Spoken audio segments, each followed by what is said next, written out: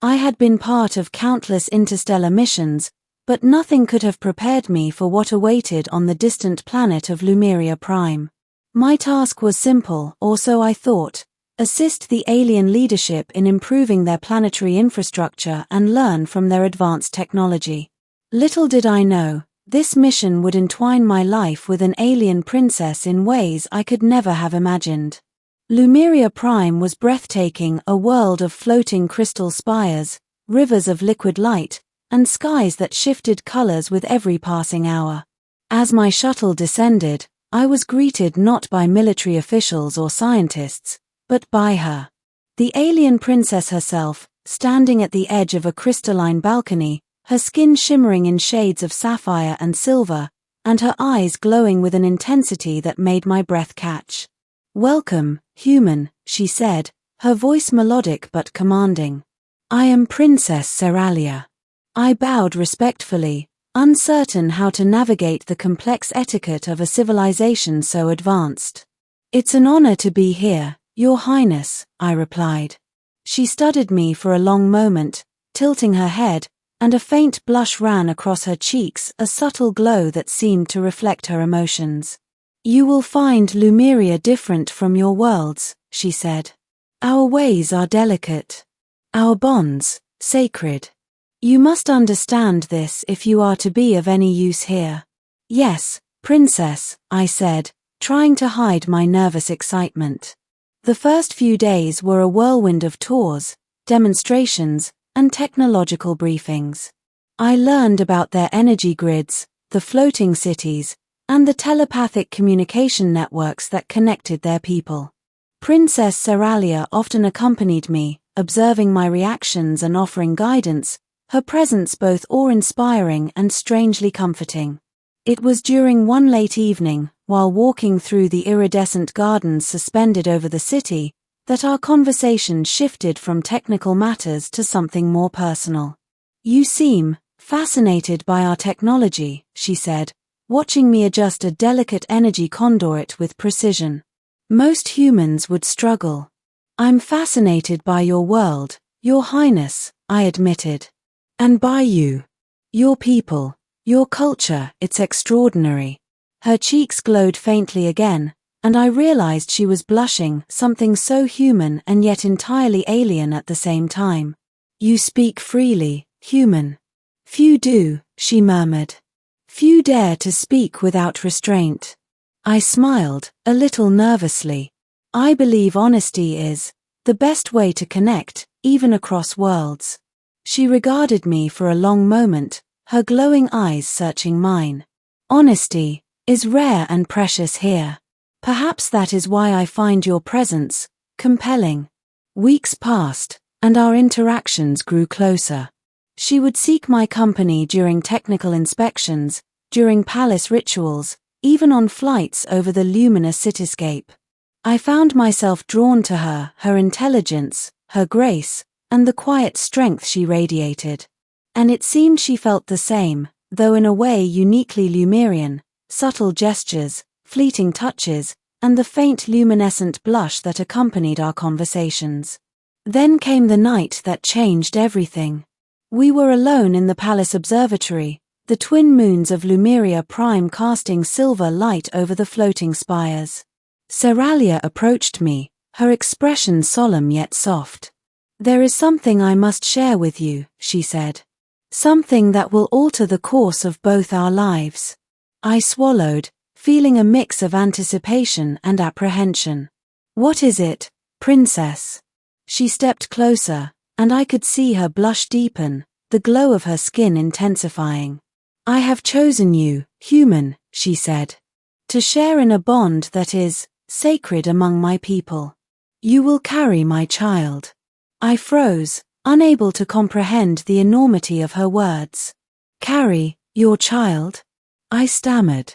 She nodded, her gaze steady. "It is our way. The father of an heir must be chosen with care, for it is not just biology, it is trust, honor, and the intertwining of our fates. You have been chosen because of your courage, your honesty, and your unwavering respect for our ways." My mind raced. I had never imagined a scenario like this. A human father to an alien princess's child, how could I possibly navigate such responsibility?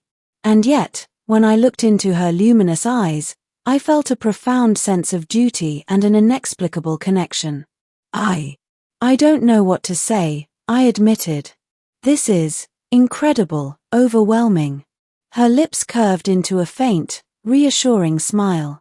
Then say nothing. Let your actions speak. Your honor and your care will guide you. This is not a role to be feared, but embraced. The following weeks were unlike anything I had ever experienced. I learned the rituals and customs surrounding the conception and care of Lemurian offspring, from dietary practices to energy alignment meditations. Seralia guided me patiently, teaching me the delicate balance of her physiology, the significance of her luminescent patterns, and the subtle ways she communicated emotions.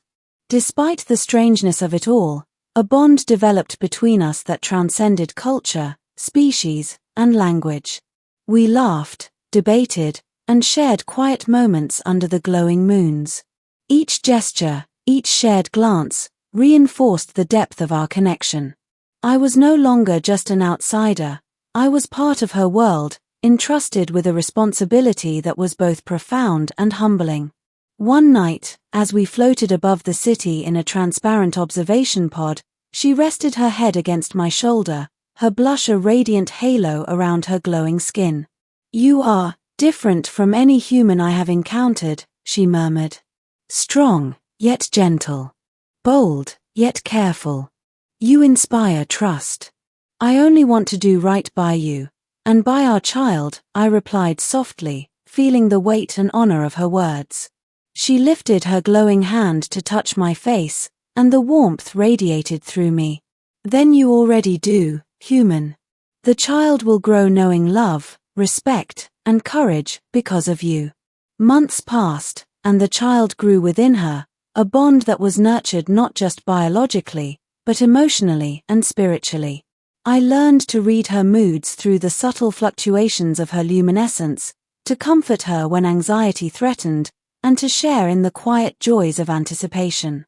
Lemurian customs dictated privacy, reverence, and patience, and I honored them all, gaining not only knowledge but profound respect for her culture. Through it all, our bond deepened. We became partners, confidants, and something more, an unspoken understanding that transcended species and circumstance. I had been chosen, yes, but in truth, we had chosen each other in countless subtle ways, through shared laughter, whispered advice, and the gentle courage of honesty. The day of the child's birth arrived, marked by a celestial alignment that Lemurians believed strengthened the soul and essence of a newborn. I stood beside Seralia, holding her hand, feeling both awe and responsibility. The process was unlike anything on Earth, a symphony of energy, ritual, and glowing life force that filled the room with warmth and light. When our child emerged, a radiant being, half human, half Lemurian, the emotions I felt were beyond comprehension. Love, pride, reverence, and humility intertwined, creating a bond that was immediate and eternal. Seralia looked at me, her glowing eyes filled with tears and joy. "It is done," she whispered. "You are a father, human. An honor, a duty, a gift. You have protected, nurtured, and shared in creation. This child carries both our worlds." I held our newborn, marveling at the delicate features, the gentle glow, and the promise of the future. I will protect them, guide them, love them, always, I vowed. Her hand rested on my shoulder, her presence steady and radiant. "And I will do the same. Together, we will honor both worlds." Years would pass, and the child would grow under the combined guidance of human ingenuity and Lemurian wisdom. I would witness the merging of cultures, the blending of traditions, and the evolution of a being that embodied two worlds. But that first moment, the honor, the trust, and the incredible responsibility of becoming a father to an alien princess's child would remain indelibly etched in my soul. In the end, What I had thought was a simple mission transformed into a journey of trust, love, and destiny. I had not just assisted an alien civilization, I had become part of its heart. I had not just met a princess, I had become a father, a partner, and a guardian of a legacy that spanned galaxies. And as I gazed upon Seralia and our child, illuminated by the twin moons of Lumeria Prime, I realized that some honors are beyond words. Some responsibilities are beyond measure. And some bonds, like the one we shared, transcend everything, uniting worlds, species, and hearts in a single, luminous truth.